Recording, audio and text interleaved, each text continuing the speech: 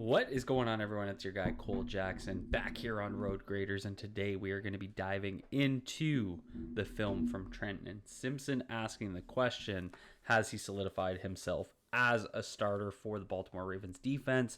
We got to see quite a few snaps, especially yesterday, and I think we got a pretty good study from him. He didn't play a ton against the Cowboys. It was only like 12 snaps.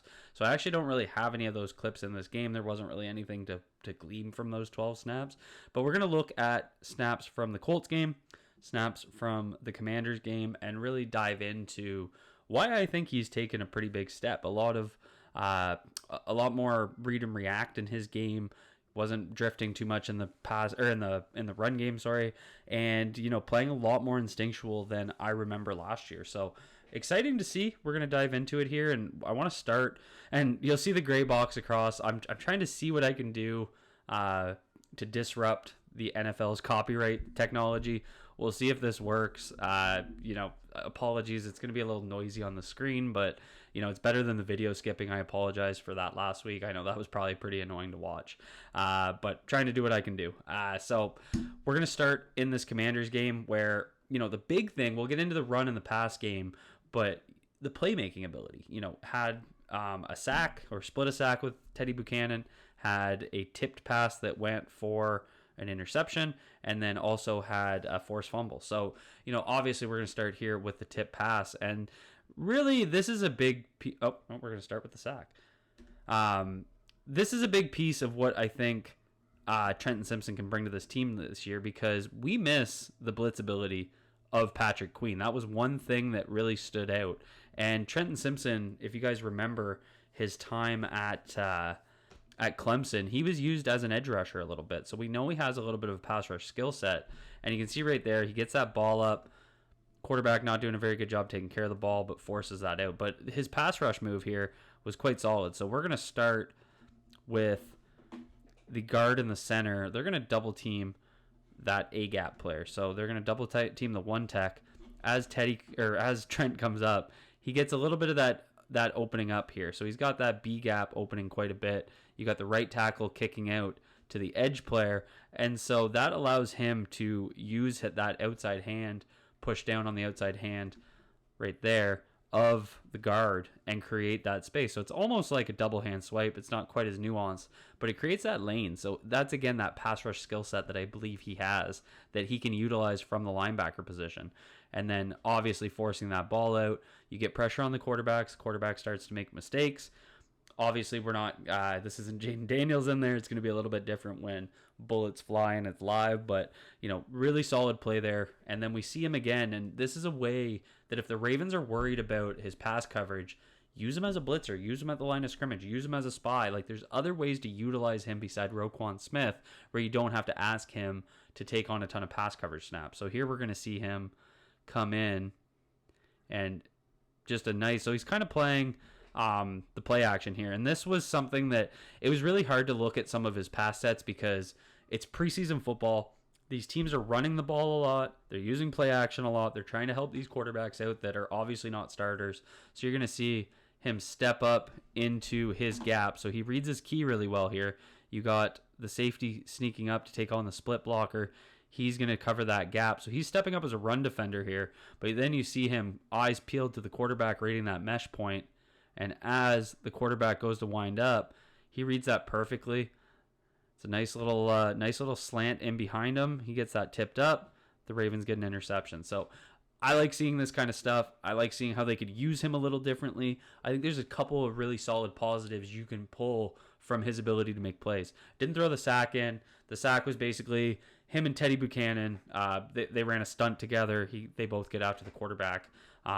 Good to see. So either way, that's showing how if they are concerned about some of his pass coverage abilities, which I think he showed a little bit better ability there. And he's also, if you go back to the Clemson tape, played that overhang role a lot, played in coverage a lot.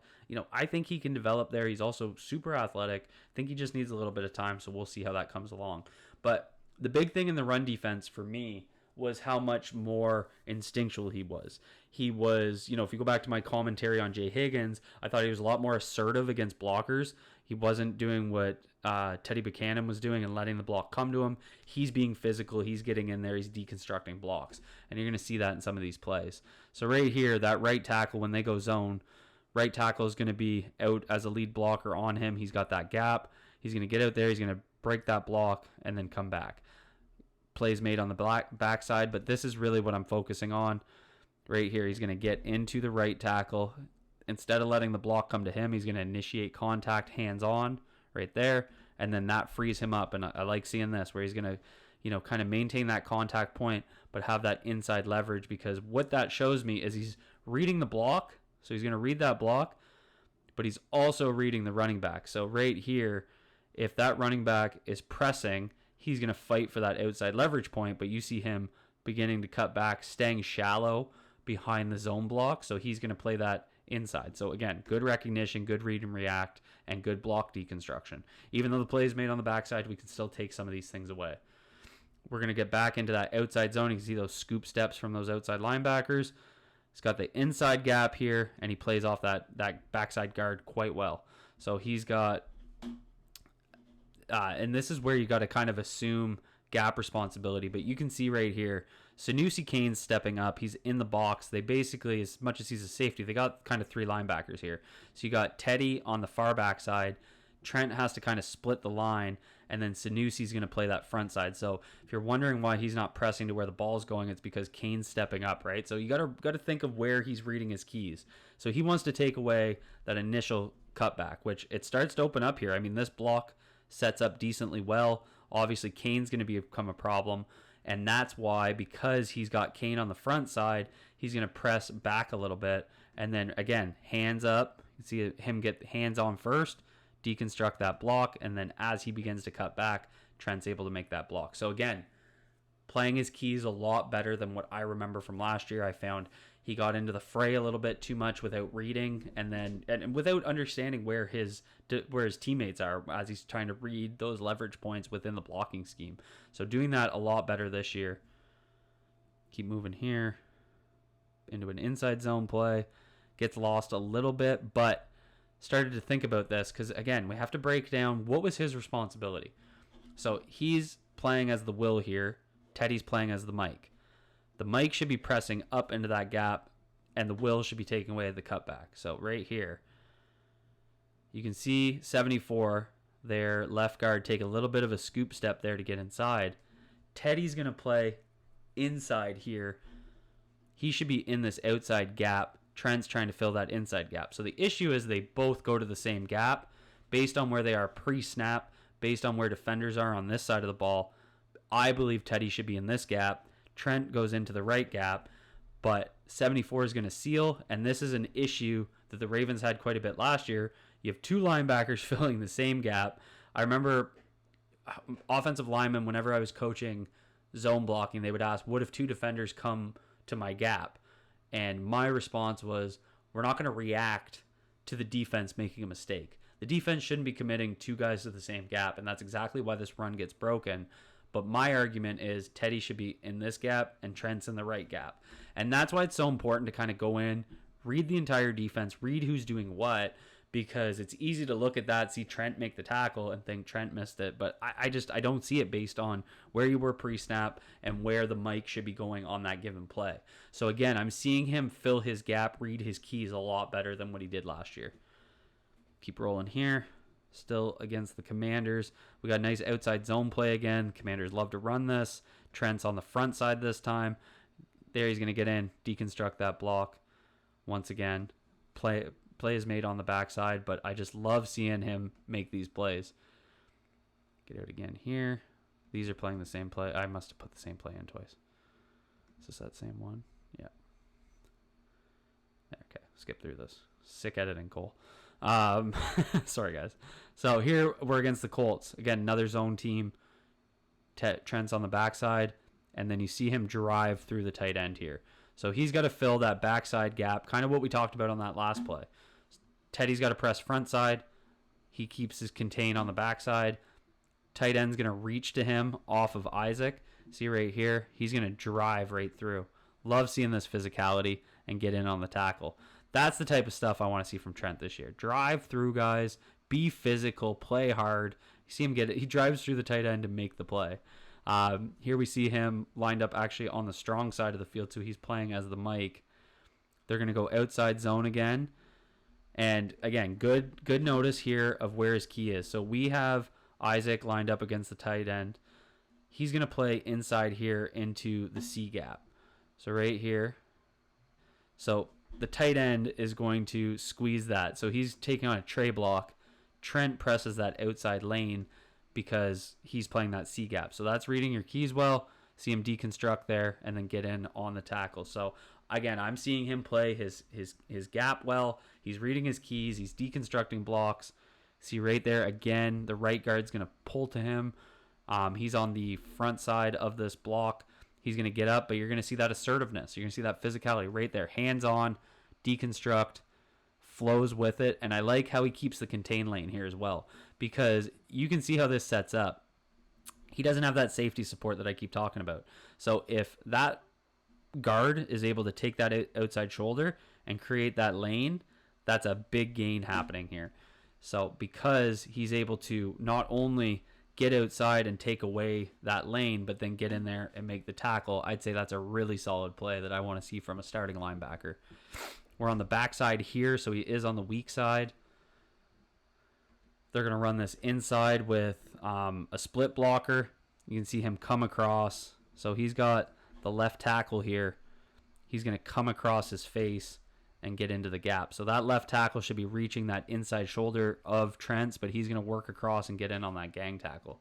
So overall, run defense looks a lot differently than this year. Again, the two big things that I'm seeing him do are read his keys better, not be hesitant, not second guess himself, just playing with a lot faster play speed, and then he's being a lot more assertive and playing physically to deconstruct blocks. Those are two things that I think were his biggest areas of growth, and we're seeing it kind of play out.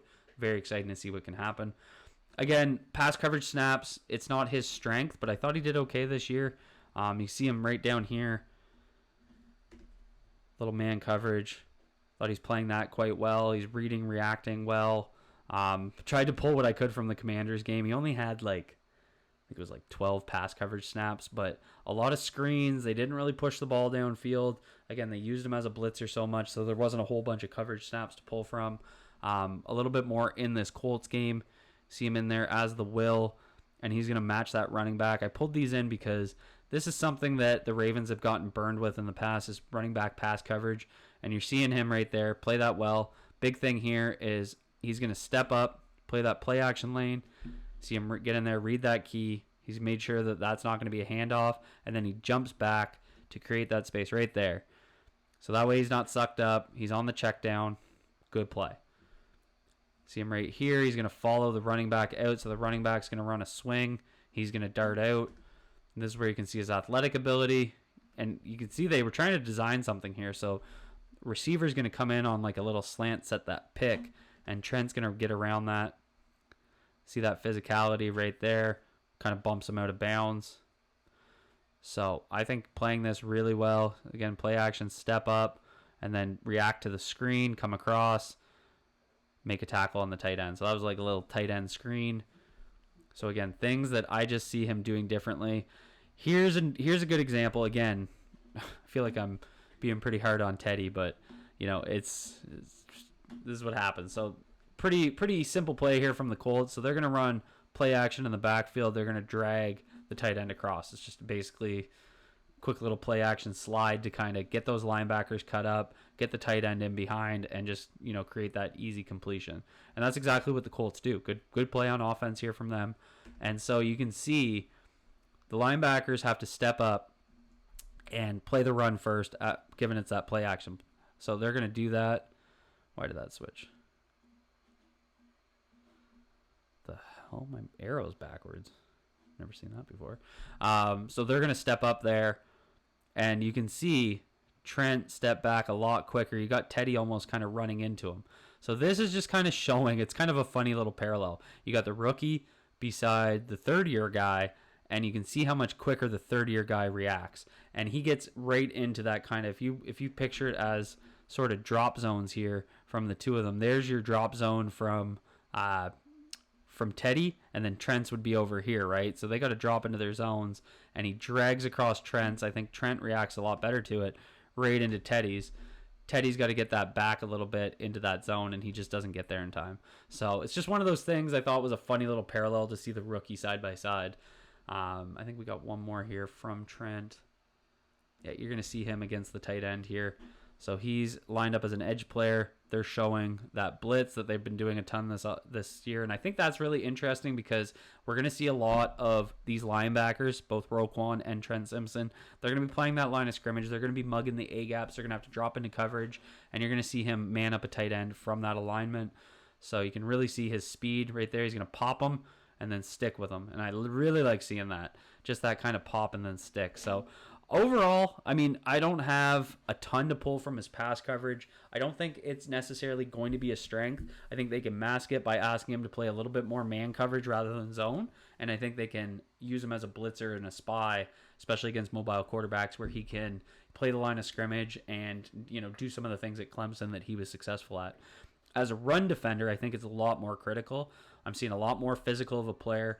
I'm seeing him play a lot more sound in terms of gap responsibilities, and that's what he was missing beside Roquan Smith next year. So, yes, I'm absolutely seeing him as a locked-in starter. Very excited to see what he can do.